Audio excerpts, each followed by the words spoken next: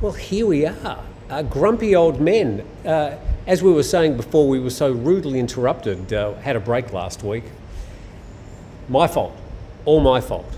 As usual. Steve was very keen to do it. He was he was all dressed up, had the makeup on, Had and my I shirt on. said, no, we're not doing it. No. Now this is a bit of a change of scenery. What happened? Well, you know, I used to be in the mob back in New Jersey. This is my Tony Soprano shirt. No, I don't know. Like always, I got dressed in the dark. I had no idea what I was putting on. This was the first thing on the rack. So yeah, it's a local sale, is it? No, I actually brought this shirt from. We haven't seen that one States. before. No. So where are we today? We're at Pisau restaurant on Turtle Beach, Thai Muang Beach, Hat Thai Muang, and this is our Michelin starred restaurant here on Turtle Beach. Well, it's not.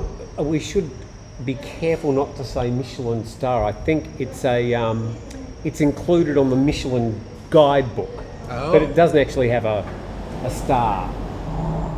Although I think that's the impression they'd like to give you. That's the end of our show for today, folks. Thank you for tuning in. But at any rate, it's a real good restaurant here. It is. On the beach. It means that they put out these guidebooks, well, as you can see, back in 2022. And it covers, I think, this one, Krabi, Phuket and Phang Nga. And basically they're recommending really good value restaurants. And this one is just on the beach, and it's, you know, Thai food, but it's really good quality and not overly expensive. No, and they do spaghetti. I've not had the spaghetti, but they have a gesture toward Phalang food. We haven't ordered today, so you could have spaghetti if you wanted. No, I'm going to have the amunsen. I like the amunsen here very much. All right, I was here the other day with some friends, and we had one of their local specialties, which was fried tofu with something inside it. I don't know. More tofu. It looks a bit like a dim sim. Dim sum. Well, no, a dim sim. Do you ever had dim sim? No. What would be the American equivalent of dim sims? Australians will know what I'm talking about. I have a clue. Anyway, this sort of so we haven't ordered. What am I going to have? You've already decided without even looking. I eat here a lot. Okay. I know the menu. And the specialties are very good. The things she does specially are very good. I like. So where's the one we... And we are on the beach, so typically seafood would be, you know, whatever you order. If you're just having fried rice, you would ask for seafood fried rice, you know. I'm going to have the pineapple fried rice. All right, I'm just in that sort of mood. And it's on their front page. Seafood. Yeah, it's on the front page. And at the incredibly expensive price of 70 baht. Yeah. Can't do much better than that. There are more expensive dishes. Pisau is quite a tremendous cook, and she will do some very extravagant things for extravagant prices. But, like I said, I eat here 2 or 3 times a week. So yeah, I stick at the 70, 80 baht end of the menu. So we've both had a couple of minor health issues, perhaps yours less minor than mine. I've had my sciatica. I think I just like saying sciatica. Yeah. Sounds like it's an old-fashioned word. People don't use it much anymore. It's a great word. Yeah, it's basically something happening in my lower back regarding the nerves that projects down, well, in my case, down the left leg. Nothing wrong with my left leg except the nerves are sending back signals saying, it hurts, and it does. And so the only thing you can really do is sort of have some sort of pain-relieving drugs, or you need to relieve the sciatica, and in my case that's involved a lot of stretching and no sex. Yeah, well, who would notice the difference? I wouldn't notice the difference. I'll take the drugs. I don't stretch much. I'll take the drugs. Yeah. If you had to, could you lean down and touch your toes? Yeah. Well, I pick up lighters off the beach 100 times a day. Well, there you go. That's picking up something off the ground. Yeah. I mean, I bend my knees, keeping my knees straight. No, I couldn't touch my toes, keeping my knees. Because you're fairly long-legged. Yeah. Let's go with that. Long and skinny. I've got the advantage of having fairly stubby legs, so it's easy for me. So the reason there might be a bit of wobbling in the camera, it's always an issue. It wouldn't be a grumpy old man without a wobbly camera. Is our subject was somewhat subject to the weather, and it is. I think we could happily report a beautiful day. It's gorgeous. It's a gorgeous day to be on Turtle Beach. And we're right on the beach. You cannot actually build on the beach. We are across the beach road, but it's what, 70 paces maybe to the water? And the breeze is constant and beautiful, and today there's no rain. We haven't had rain for, God, 3, 4 days, 5 days, something. Well, we had a bit of a deluge last week, but it's made up for it the last 4 or 5 days. Yeah. Completely rain-free. Yeah, spooky. Light Weird. westerly winds, very unseasonal, I would say. Yeah, weird as hell. Now, another sort of thing that happens locally here on the Tai Muang Beach, better known as Turtle Beach, because nobody can say Tai Muang. No, I dare you to try. They're going to change the airport name in Bangkok to Turtle Airport. Yeah, For the same reason. Don Turtle. So, now what was I talking about? Yeah, they're just starting doing a thing that they do apparently annually, which is they go shrimp fishing. Oh yeah, yeah, Trawling for Kappi. shrimp. yeah. The little tiny shrimp, they make kappi, the shrimp paste, and you'll see it in the markets in big bins, dozens of different colors. Like they sell it like curry, all piled up in various bowls, all different colors of it. And they'll dry it and eat it as a condiment or as a snack. And it's here 1 month out of the year. They get it here. We're famous for our kappi shrimp. I'm just adjusting the camera a little bit. I There you are. understand it is wobbling around a bit, but The that's union's healthy. the union's on strike, folks. We have to do this ourselves. That's an octopus behind us, by the way. Great big octopus. It's another selfie corner. There are 5 or 6 selfie corners in this restaurant. If you're going to open a business anywhere in Thailand today, you've got to have a couple shoot Insta Instagram corners, and this is one of them. Now, what I'm actually going to do is I'm just going to have a quick break, and I'm going to move the fan. So, see you in a moment.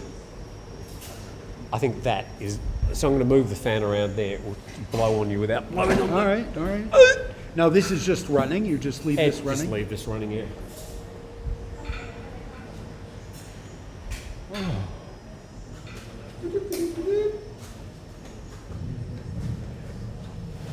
Is that for Oh, here comes the food. No, there goes the food. Well, how rude. How rude. No food. Dude, How's that? that's lovely. I like that. Sure. Is my hair okay? That's lovely. Yeah.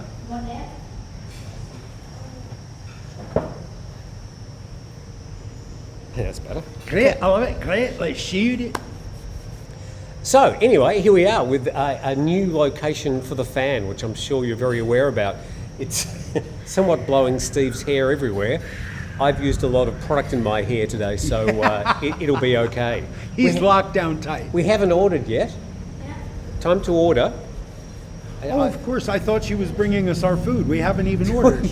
No, that's usually the order. You have to order Tell them what first, you want, then Then they'll bring they it. bring. Do you have a pen? I want to write this down. I know, So it's if I very forget. complicated. So, I'm going to get this right. Kaupat supalot. Saparot. Separate. Sapalot. Saparot. Saparot. Oh. Different fried rice. Okay. Trying my best. So Yeah. that's a pineapple fried rice. A lot of pineapples around Phang Nga Fried and rice. Phuket. Yeah. She thinks I'm talking to her. Yeah. Yeah. People dropping in. And what are you having?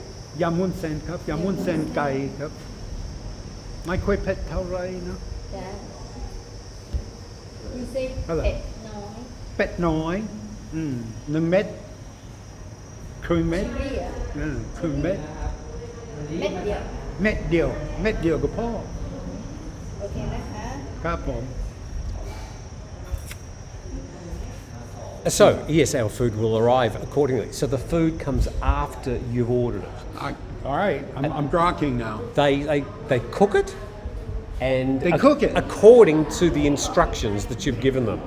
Yeah, right. And then it'll come out on a plate. Yeah.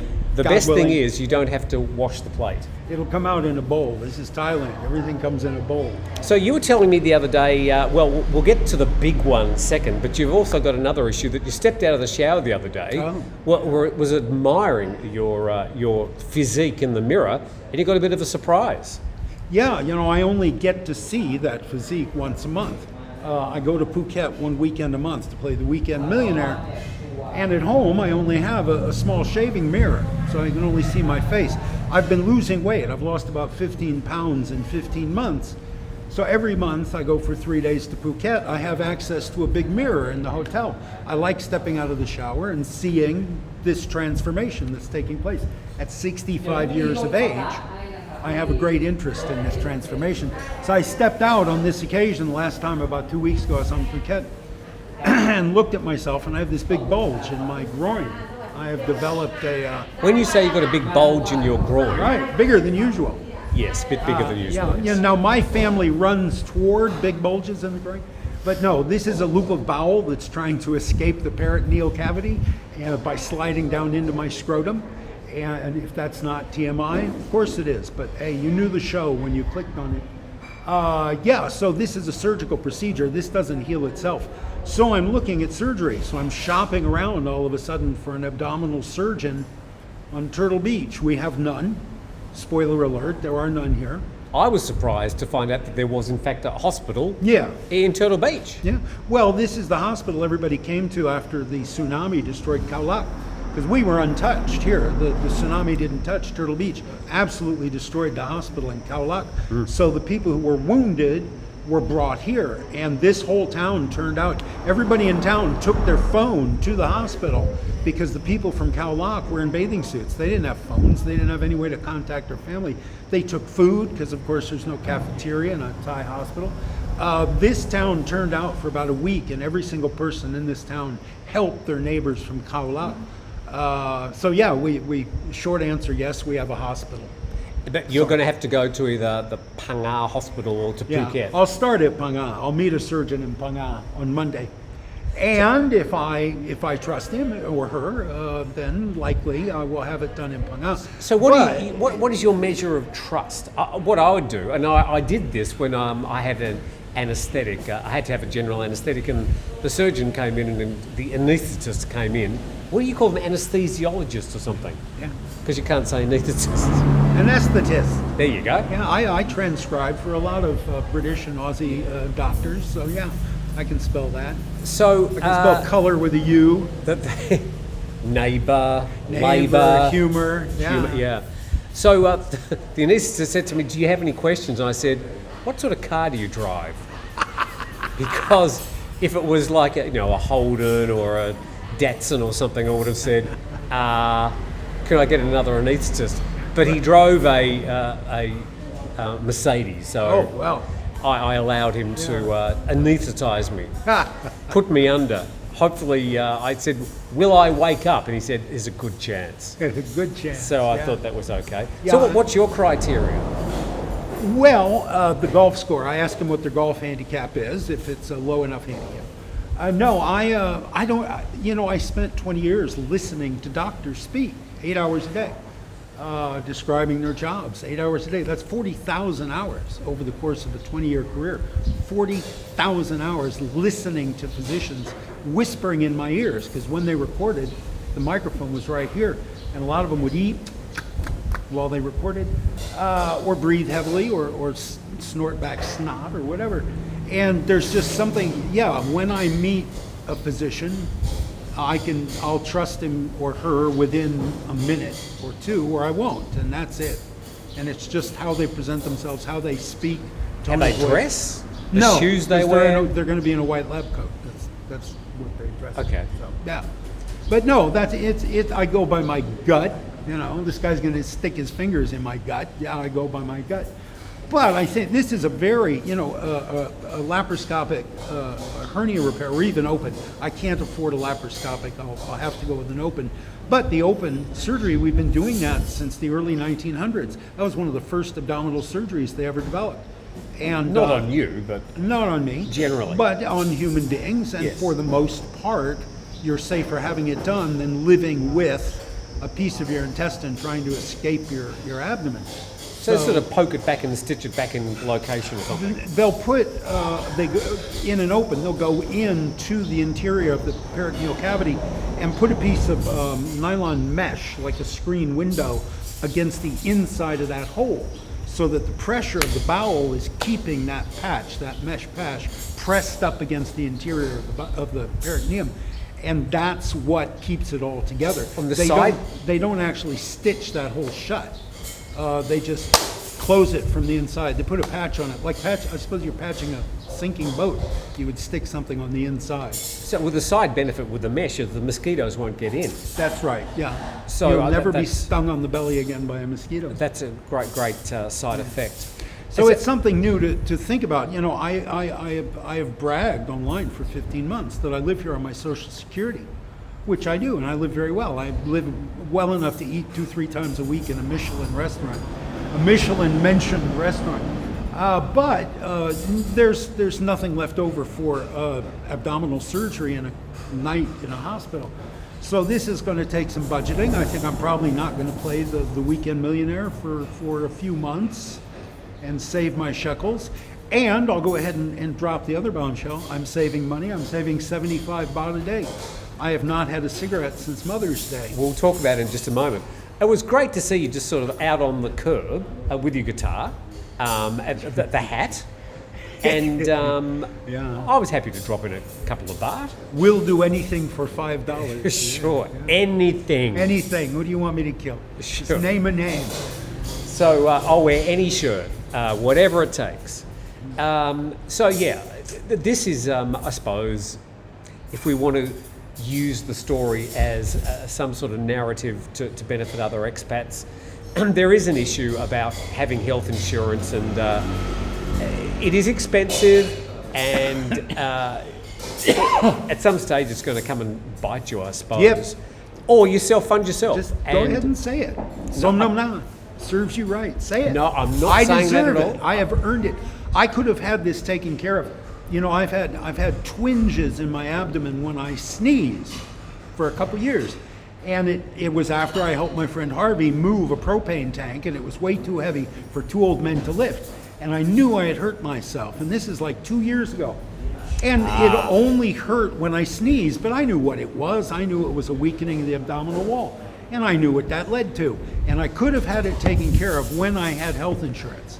I had a lot of other stuff taken care of. My teeth, my prostate, my skin, a lot of stuff taken care of. I opted not to take care of this. And now, of course, in hindsight, I wish I had. But that horse has left the barn. So it's going to be saving up and eventually get the procedure. We'll sort it out. Do you have to have general anesthetic for this, or like just epidural, or? No, for, both laparoscopic and open, you would get a general anesthetic, and you would spend one night in the hospital.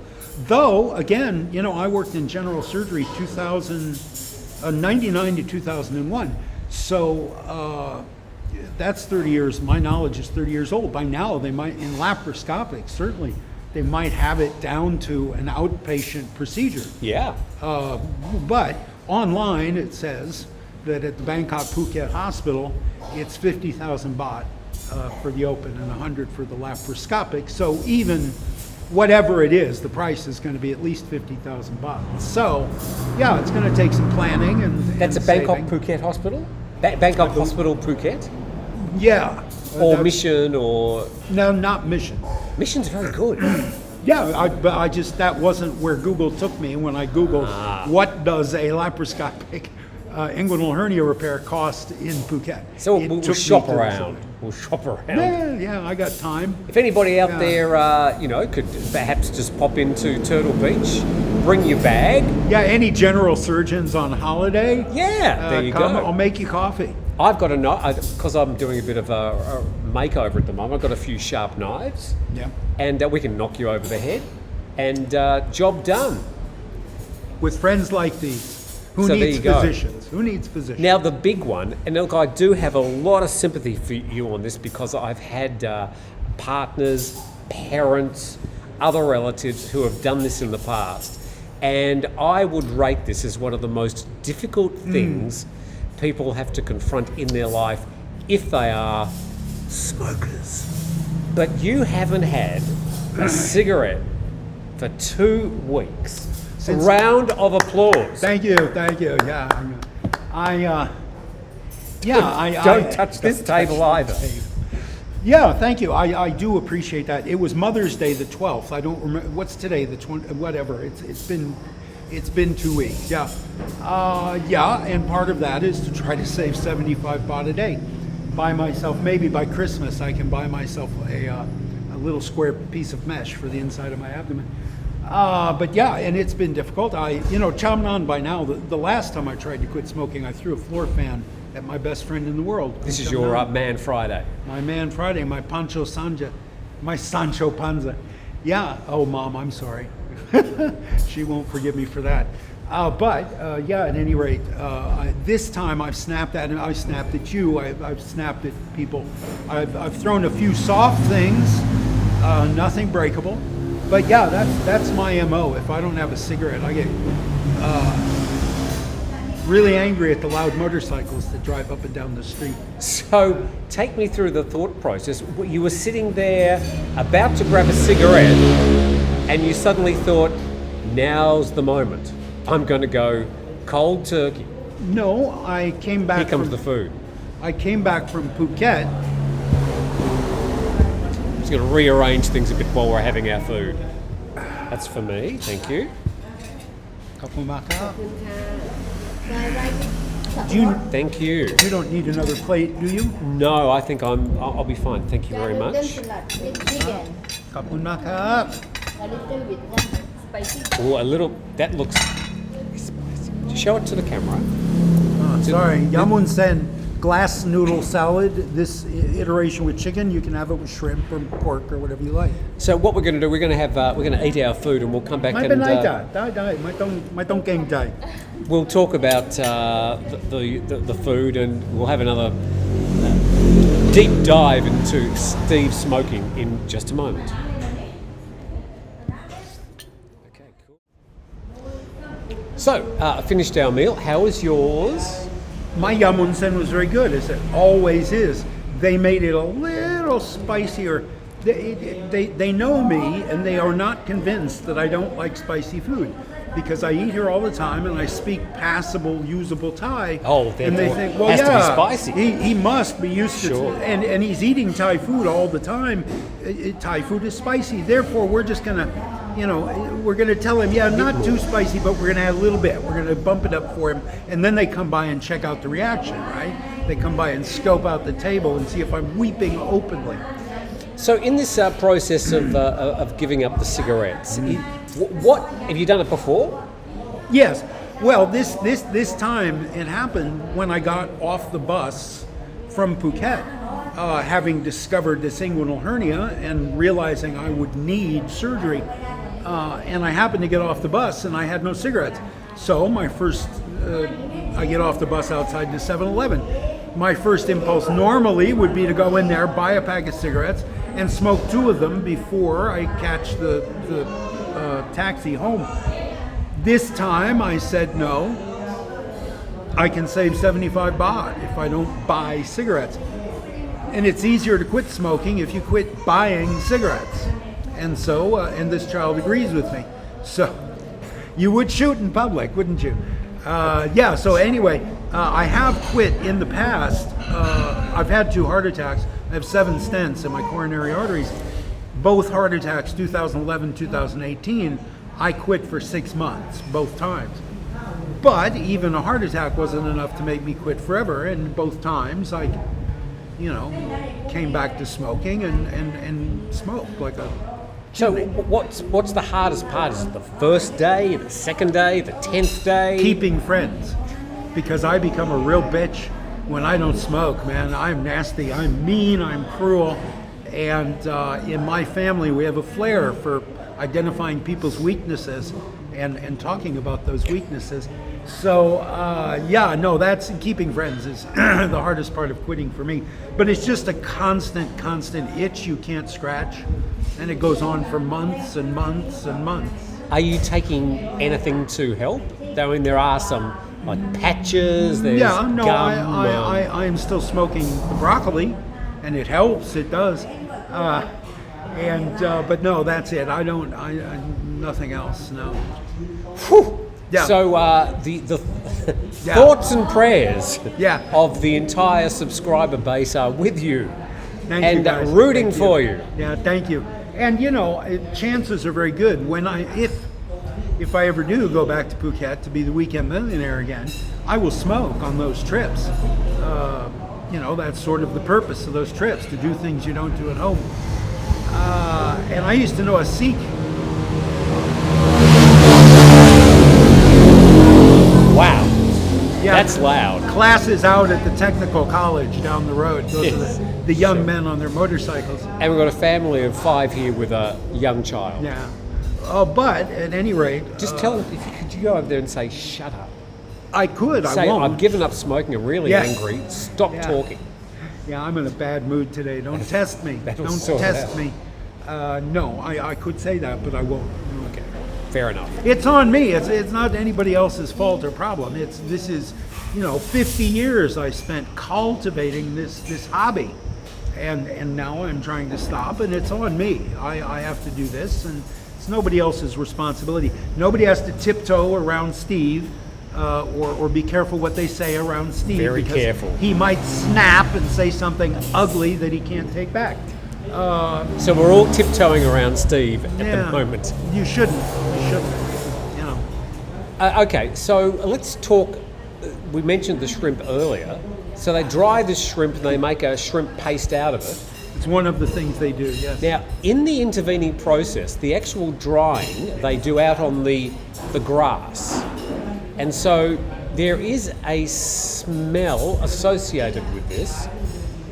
The Yeah, smell they- of drying and rotting shrimp, basically. Yeah, they don't take it home and dry it in their backyard. They don't take it any farther than 20 steps from the beach and dry it immediately, because it does smell like dead fish. That's what it is. Thousands of kilograms of dead fish. And so they put screens on the grass, not to beat to death the horse of the geography of Turtle Beach. You've got the beach and you've got the beach road that parallels the beach, and in between are about 60, 70 yards of grass. Who and some cuts the trees. grass, by the way? Do they come and... The ampu. Okay. Well, there's also this guy who he's got this herd of cattle that you see every now and then in the vacant lots, and he'll run them out there and let them eat the grass. Very handy. But the ampere does a real good job of cleaning this small stretch of beach and cutting the whacking the weeds between the trees. So let's turn that around a little bit more so the microphone's not in your way.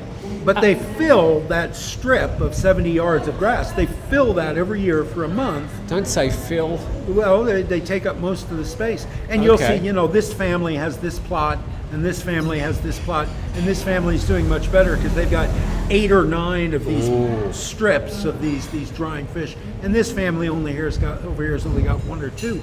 So there's a certain amount of status and face being established during this month among the few families that are still fishing off this beach. Well, I'm still thinking, like, today, no problem. Launch your boat. There's no waves or anything. What do they do when it, pipes up and the waves here are pretty nasty, the shore break? Somebody dies every year Oh. in a boat. Yeah, I mean, fishermen die fairly routinely. and pieces of boats wash up on this beach fairly routinely.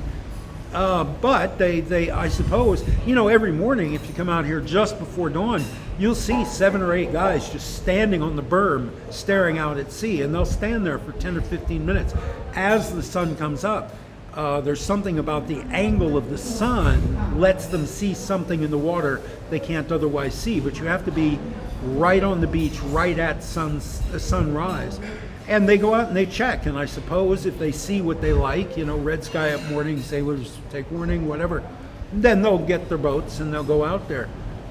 It's a big investment in motor oil for your boat, and you have to pay to be pulled back up on the beach. Would a drone with a help? winch. I suppose it would. I doubt any of these guys could afford a pack of cigarettes, let alone a drone. But they may catch a couple hundred baht a day, maybe, of fish. I guess, I don't know. But I suppose looks like hard work. No, God, I'm sure it's terribly hard work. Yeah. So I'm about to experience a month or longer of this shrimp drying process. Oh, yeah. And Right it is, outside your front door. it is a little bit noticeable. Yeah, the wind's off the sea this time of year, so it's going to come right in your front door. So I'm not exactly sure. I could. Mine too. One of those things you can sort of, that you put in your car to soak up the smell or replace the smell. Yeah, a I bunch could of put air a couple fresheners, of sure. couple of thousand of those inside the house. Yeah, you could try, dude. I think Lock you're the going to door? find. I think you're going to find that you stop noticing it after a few days. What about the guests though? Well, yeah, that I don't. I've never B&B'd. I've never tried to rent a property. I don't know. I don't know anything about the market. Folks, if you were going to rent a house on the beach and it was during the month that there were shrimp out there, would it turn you off? I know. You could sell it as an educational experience. Sure. Cultural experience. Come and experience the shrimp farming on Turtle Beach. God, I know the name for this kind of shrimp. The paste is capi. The shrimp paste is capi, but the little, How little are they? Like tiny. tiny. Like yay big, yeah. And they'll dry them and salt them, and guys will eat them like peanuts when they're drinking Lao Khao. They'll eat these little baby shrimp like peanuts, and we're famous for them. This beach is famous all over Thailand for a little baby shrimp. One thing I used to really enjoy back in my sailing days is we used to go and get a kilo of prawns, as we call them. Nice, big, juicy, like king prawns.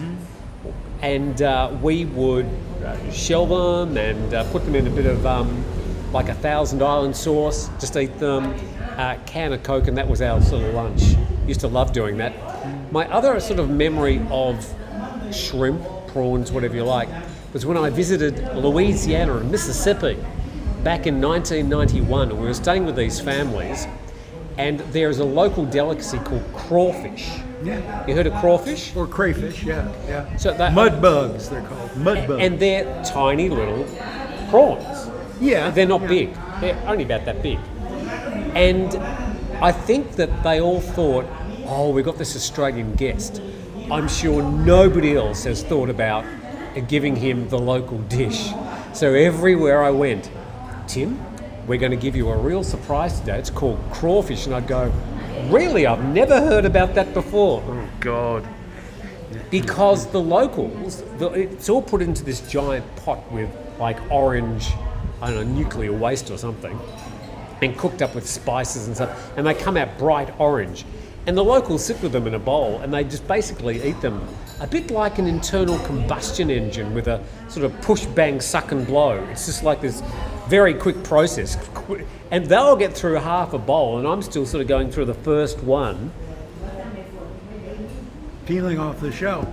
And then, okay, next, half an hour later, it was hard work. But the locals, they just bang through them. But yeah, if you go down to the south of the US of A, crawfish is the stuff that you got to try. Well, apparently, and it is crawfish. Yeah, or crayfish. It was slave food. It was what the slaves ate in the South in the United States. That was the cheapest form of protein. And then once slavery was abolished, poor Why people. do you do that? Well, it was. This is a different subject, but Yes, it is. slavery was not in de facto not abolished. They became wage slaves. Yeah. They were still denied education. They were denied owning property. They were all kinds of things they were denied. Their 40 acres and a mule never materialized. But at the time that they were promised this, and they became wage slaves instead of outright slaves, they were still eating the cheapest protein available. Sorry. Hi, guys. Looking at yourself again. I like the shirt. I'm digging the shirt. It's like in Maine, it is illegal, apparently, to feed lobster to a Native American in Maine. Really? When they first forced all the natives onto the reservations, they had to feed them. There was nothing to eat on the reservations. So they contracted these guys to bring food into the reservations and feed the natives. And they would give them a budget and just never really monitor what they did. So the cheapest protein at that time in New England was lobster. And they would catch all these lobster and feed nothing but lobster to the Native Americans. And they developed vitamin deficiencies and illnesses. So they had to make a law that it was illegal to feed lobster to a Native American. And it's harder to take a law off the books than put a law on the books. So that law still exists, supposedly. You can prove, if you want to, Steve got it wrong. If I got that wrong, I'll own it. But that's what I've always heard. So speaking of paid slave labour, the living wage in Thailand, the minimum wage, is being the new government. We have had an election here recently. The new Thai 12-party coalition have promised a rise in the minimum wage. Now, depending on where you are around Thailand, it's between about 300 and 350 baht. Different provinces like Phuket and Bangkok, it's a bit higher than places like Ubon, Whoop Whoop or whatever. So you don't want to work in Ubon Whoopatu. Ubon Whoop Whoop. It was Becky stand. If you don't know a place in Australia, you call it Whoop Whoop. Whoop Whoop. So there you go. There was a movie called Welcome to Whoop Whoop, made by the same people that made Strictly Ballroom. Baz Luhrmann, I think. Huh? It was completely unknown. I know that name. A very forgettable film. Anyway, we digress. Robert Taylor was in it. A few other well-known people, but they all sort of regretted being in it. But I was talking about the minimum wage. Yeah. So it's probably going to go up to 600 baht. That's like in some places, that's going to be double. Yeah. So this is going to be inflationary, I suppose. It's going to be good for people. They're going to spend more money because they're going to have more money. But that is going to add to inflation as well. So I thought we should ask a leading proponent of modern economic theory, Steve Ross with an E, about his impressions of the rise of the minimum wage in Thailand. Over to you. Well, I have no degrees on the subject. I would imagine, I am in favor of anybody making more money. I would imagine employers faced with having to double the salary of everybody on the payroll would let half the payroll go, let half the employees go. That's a possibility as well. Yeah, it seems like an unsustainable jump. Any expense in business that doubles overnight is going to be a strain on a business, I would think. I've never owned a business, never run a business in my life. They'll have to come up with legislation that sort of allows for it to be phased in over 12 months or have some sort of tax advantages or something like that. And does it apply to Burmese and Nepalese? I was going to say Khmers apparently yes. Well, in which case we're going to see a whole lot of people coming over those borders, aren't we? A lot more people coming over those borders, and a lot of Thai people perhaps being replaced with Burmese. I don't know. Is that for an 8-hour day? Do they count the hours? Is that 600 baht for an 8-hour day? Or this comes down to the way they're going to be able to police it. It's going to be as difficult to police as it is now, because I'm absolutely sure there's a lot of not only Thais but also the Burmese, the Nepalese, Bangladeshis who are not even paid the minimum wage, and it's all sort of under the table and doesn't go on the books, blah blah blah. Yeah.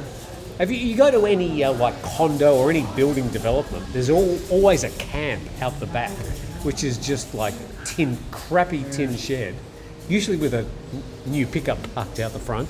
But the most minimal, barest necessities of accommodation, which is where these workers sort of have to work. Yeah. And the Thais don't usually like that work. They usually let the Burmese do all the shit work. It used to be the Isan Thais. The Isan Thais were the labor class in Thailand. They were the ones who were the ones when the drought hit Isan, 50, 60 years ago. They all came into the cities looking for work. And that's who did the construction and the cleaning out of sewers and the catching of rats and things like that. Now it's all Burmese and other nationalities. I don't know what the Isan people are doing for work these days. Well, Thaksin fixed all that. He sort of weaponised the agricultural sector. He gave them all a minimum wage, gave them sort of subsidies, and the rice business has never been so good. Oh, okay. He made it rain in Nissan. That's why he kept on getting voted back in again. Is he still in jail? What's the time? Yeah, check our watch. Well, he was in jail for approximately 12 hours, and then he said, I'm going to die. Oh, I don't know. Oh, they I've put got him in the chest pain." hospital, didn't they? They put him in the police hospital. Yeah, bone spurs. Yeah, every politician gets bone spurs. So I said yesterday in a headline, Thaksin languishing in jail, and people said, oh, he's not languishing, he's in a VIP suite. And of course there were rumours online and people posting pictures of 5-star hotel rooms, but really he is, at the end of the day, he's in custody. Yeah. He doesn't have his freedom at the moment. The prospect of him serving 8 years in prison is, I think we could confidently say, extremely unlikely. Yeah, I would guess. He's going to be applying for a pardon from His Majesty the King, and they, at the time he was the Crown Prince and Thaksin was the Prime Minister, they were apparently on very good terms. Yeah, I would guess so. So the two have a history. I'm sure that will help.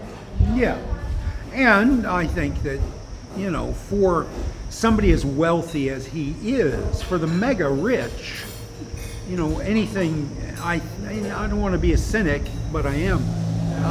I think anything is possible. You want a pardon, it will cost you X. Allegedly. Allegedly, yeah. But yeah, I don't think he would. I think you said one morning on your show, if he thought he was going to spend any time in jail, he wouldn't have come back. Why would he have come back? If he wants to see his family, they all have apartments in Dubai, they all have apartments in the UK, they have apartments in New York. Yeah. He can have a family reunion in Paris if he wants. Why? Often. Yeah, he doesn't need to He come flew back. in on the Shinawat private jet. Yeah, so he's not facing serious jail time. The other theory is that he's 74, and he is not necessarily of fine health, and that he may have come home To die? maybe. I don't know. Well, the things they listed that put him in the hospital, Yes. is like Ischemia? Ischemia. What's ischemia?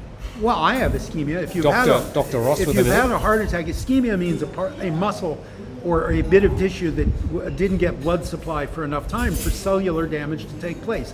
And you can see that in a heart like mine that's had 2 STEMI heart attacks, ST elevation myocardial infarctions. You can see on certain scans, CT and MRI, you can see dead flesh in my heart, where the heart was deprived of blood for long enough for little bits of the flesh to die.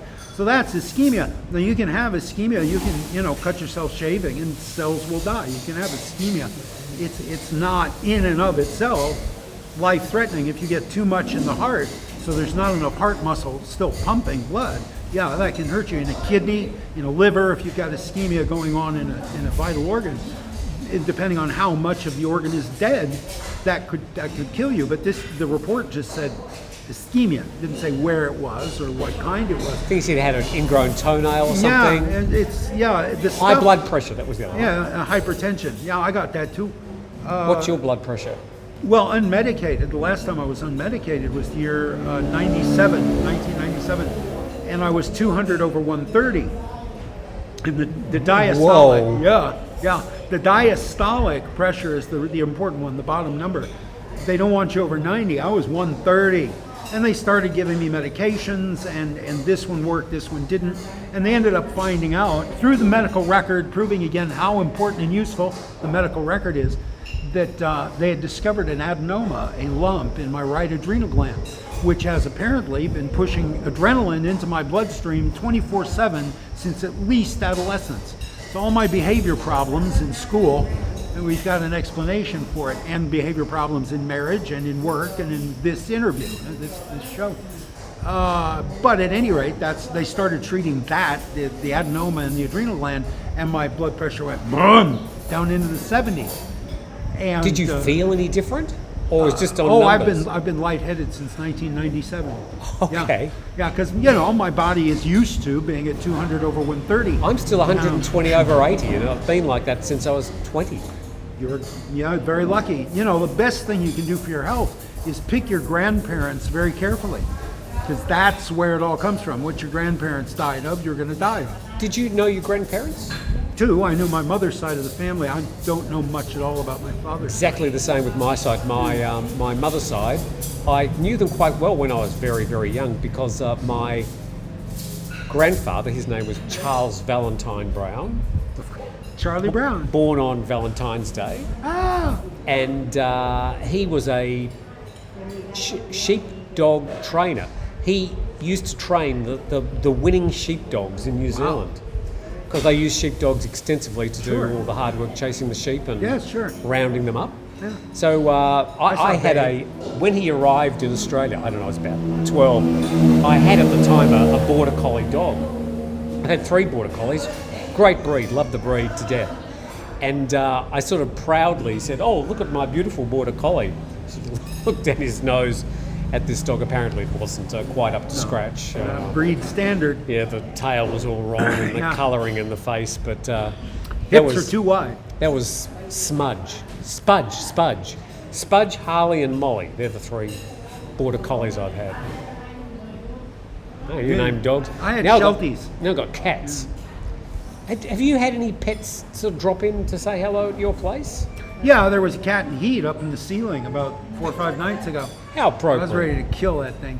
I was here one night and a snake fell out of the rafters onto one of the dining tables. Just looking up. Yeah, how about okay. that? Yeah, just out of the blue. There was How all this big was the screaming, snake? just I'm people gonna- screaming and jumping up from the table. That'd be me. And the snake was trying to get the hell away, and it went through the restaurant. So everybody at all the other tables was jumping up and screaming too. How big was the snake? I need to know Oh more. no, maybe I don't know, 2 feet. Okay. Yeah, and there was some guy, some Thai man in the place that said, "Tamada, it's normal," meaning I suppose it's not poisonous.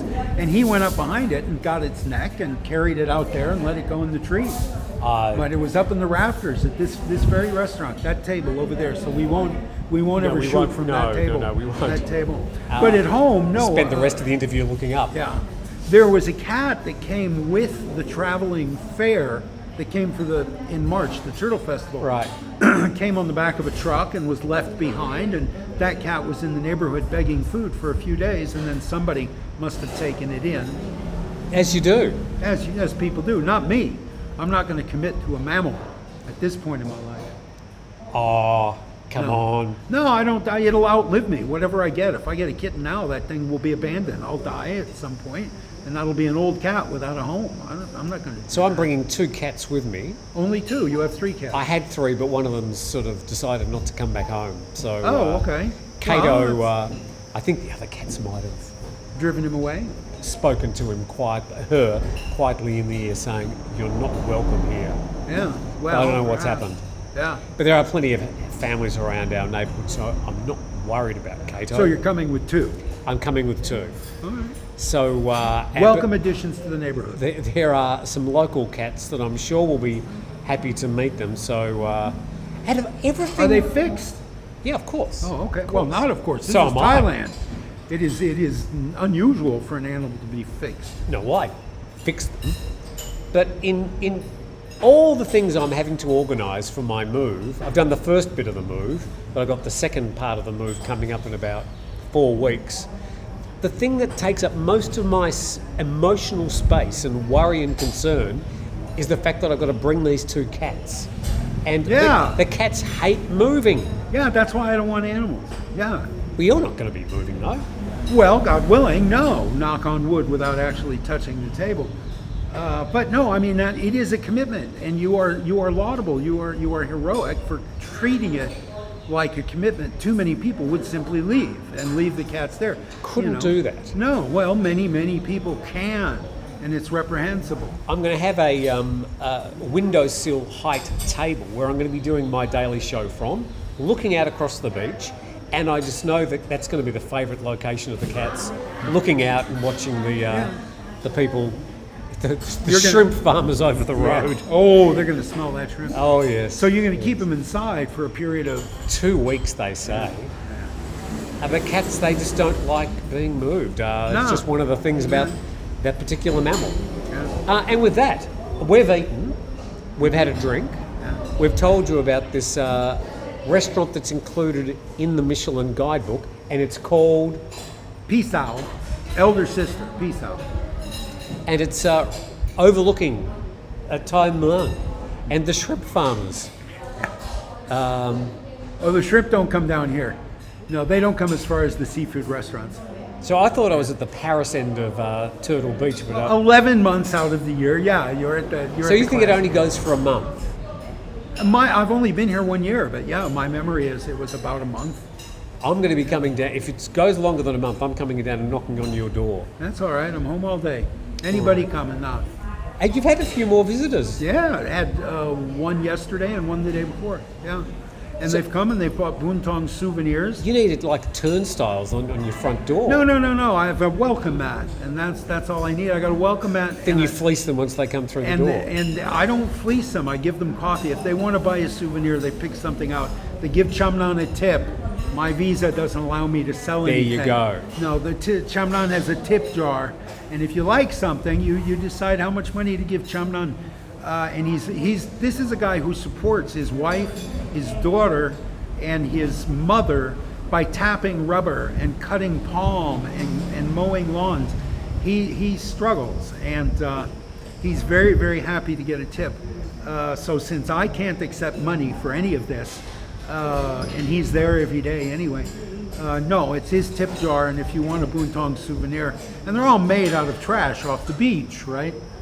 So in the link below, by the way, Steve, we've got a link to Steve's page. Also, his email. So if you'd like one of the souvenirs, that you can send Steve an email, and he'll negotiate a tip. No, it's up to you. It's absolutely up to you. They're souvenirs of a place that only exists in my mind. Who wants to buy a souvenir of a place that only exists in my mind? Apparently, lots of Apparently, people. a few people do, and Sure. that tickles me pink, and it makes Chamnan very happy, and hopefully, it raises awareness about trash on the beach. But anybody who's disposed to buy a souvenir from Boontongs already knows there's too much trash on the beach. So I'm preaching to the choir. But these days, if you're an assemblage artist, you have to have an artist statement that says you're raising awareness about something. So I'm raising awareness about trash on the beach. Okay. And with that, Steve, Ross with an E, takes his health issues away for another week. My sciatica is under control. We'll see if Steve can get along with the neighbours for another week with this no smoking situation. Does it get better? Oh, maybe Never not. did for me. Never. I've gone 6 months. Since I was 15, I've smoked at least a pack a day every day of my life since I was 15. 2 packs a day through the Reagan years. And no, the 2 6-month periods that I quit, no, I wanted a cigarette every damn minute of those 6 months. Okay. So, look, I ask, but if you do have any suggestions, you've been through this before, Steve does read the comments, and you never know, they might come up with a good idea. Have you tried this magic chemical? And you go, oh, I haven't heard of that. And we'll go down to a Phuket pharmacy and see if we can find it. Always open to new chemicals, folks. Steve Ross with an E, thank you. Thank you, Tim Newton. And thank you very much for joining us on TNT with Grumpy Old Men. Sorry about having a week off, but Steve had to get a haircut. So we'll see you next time. I love you guys. Thank you. Goodbye.